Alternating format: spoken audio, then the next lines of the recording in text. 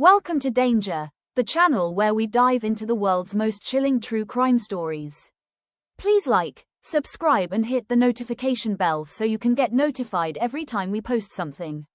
Tonight's story is one of the most complicated and disturbing murder-for-hire investigations in modern true crime. It's a case involving a respected professor, a bitter divorce, secret recordings, family loyalty, and an alleged conspiracy that prosecutors say stretched across years. This is the story of Dan Markel and the Adelson family. Before his murder made national headlines, Dan Markel was known as a brilliant legal scholar and professor at Florida State University. Colleagues admired him for his intelligence, strong opinions, and dedication to teaching. Outside the classroom, Dan was a father of 2 young boys and had previously been married to Wendy Adelson, an attorney from a wealthy and influential South Florida family. Their relationship initially seemed successful and sophisticated, but according to friends and court records, the marriage slowly collapsed under constant conflict. The divorce between Dan and Wendy was not just emotional, it became a legal war. One of the biggest issues was location. Wendy wanted to move from Tallahassee back to Miami so she could be closer to her family.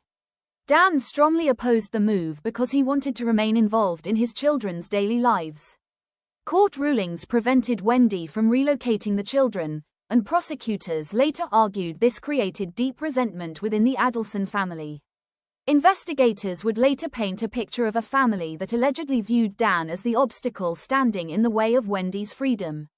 Wendy's mother, Donna Adelson, reportedly became heavily involved in the divorce and custody disputes. Court testimony and evidence later suggested Donna deeply disliked Dan and blamed him for the family's unhappiness. Prosecutors also focused on Wendy's brother, Charlie Adelson, a successful cosmetic dentist known for his flashy lifestyle, expensive cars, and confidence. According to prosecutors, Charlie often mocked Dan and discussed him with hostility. One detail that later shocked the public was evidence that members of the family allegedly joked about hiring a hitman. During the trials, jurors heard testimony suggesting Charlie once said hiring a hitman would be cheaper than continuing the custody battle. At the time, people around them may have viewed the comments as dark humor, but investigators later believed those statements revealed far more sinister intentions. On July 18, 2014, Dan Markel followed what appeared to be a normal routine. He dropped off his children and returned home to his Tallahassee neighborhood. As he sat in his car inside the garage, someone approached and shot him in the head at close range. Neighbors quickly called emergency services after hearing the gunshot. Dan was still alive when paramedics arrived and was rushed to the hospital, but he died the next day. The murder stunned the Tallahassee community. Dan was not involved in criminal activity, and investigators immediately suspected the shooting had been targeted. Nothing had been stolen, and there were no signs of a random robbery. Detectives quickly began looking into people who may have wanted Dan dead. Early in the investigation, police uncovered surveillance footage showing a suspicious vehicle connected to the crime. Phone records, travel data, and witness testimony slowly led investigators to 2 men from South Florida, Sigfredo Garcia and Luis Rivera. Authorities believed the men traveled hundreds of miles to carry out the murder before returning to Miami. Rivera later cooperated with prosecutors and provided chilling details about the planning of the crime. According to testimony, the men conducted surveillance on Dan and even attempted to locate him on a previous trip before finally carrying out the shooting. Rivera claimed the murder was arranged through Catherine Magbanua, a woman connected both to Charlie Adelson and Sigfredo Garcia. Catherine became one of the most important figures in the case because prosecutors believed she acted as the bridge between the wealthy Adelson family and the alleged hitmen. Investigators discovered financial payments and communication records that they argued linked the conspiracy together. During trials, prosecutors described the operation as a carefully organized murder-for-hire plot motivated by the custody dispute. For years, investigators quietly built their case. One of the most fascinating aspects of the investigation involved secret recordings made by the FBI. Agents secretly recorded conversations involving Charlie Adelson and other family members at restaurants and private gatherings. These recordings became major evidence during later trials. In some conversations, Charlie discussed bizarre theories about being extorted by the killers after Dan's murder. Prosecutors argued the story was fabricated to distance himself from the crime while explaining suspicious payments. The extortion defense became one of the most talked about aspects of Charlie's trial.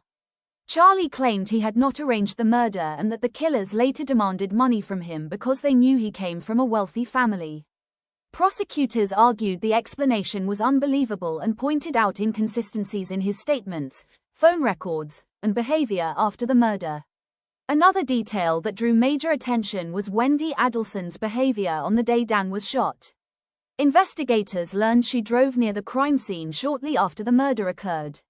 Wendy later explained she was simply driving to purchase alcohol for a gathering. Critics questioned why she drove down the street where Dan lived despite claiming she had no reason to be there.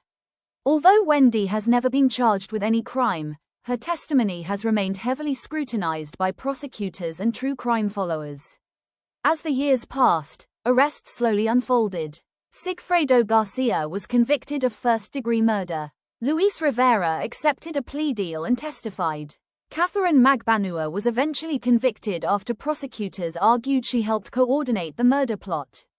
But perhaps the biggest breakthrough came in 2023 when Charlie Adelson himself was convicted of orchestrating Dan Markel's murder. The conviction marked a dramatic turning point in a case that had already lasted nearly a decade. Soon after Charlie's conviction, another shocking development occurred. Authorities arrested Donna Adelson at the airport as prosecutors claimed she and her husband, Harvey Adelson, were preparing to travel internationally. Investigators reportedly feared Donna might attempt to flee before facing charges connected to the murder conspiracy. The Dan Markel case became one of the most followed true crime investigations in America because it combined so many disturbing elements: family betrayal, wealth, obsession, alleged manipulation, and the brutal killing of a father in the middle of a custody battle. Many people became fascinated by the psychological dynamics inside the Adelson family and the question of how far people might go to protect those they love, or to get what they want. Even after multiple convictions, many questions remain unanswered.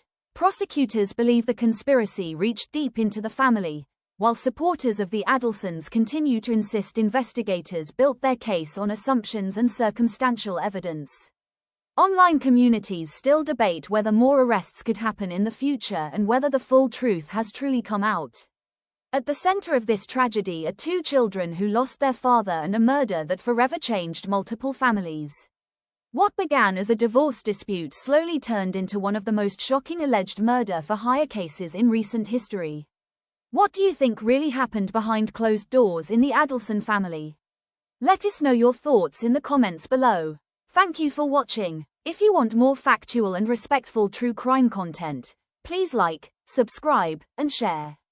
And as always, stay safe.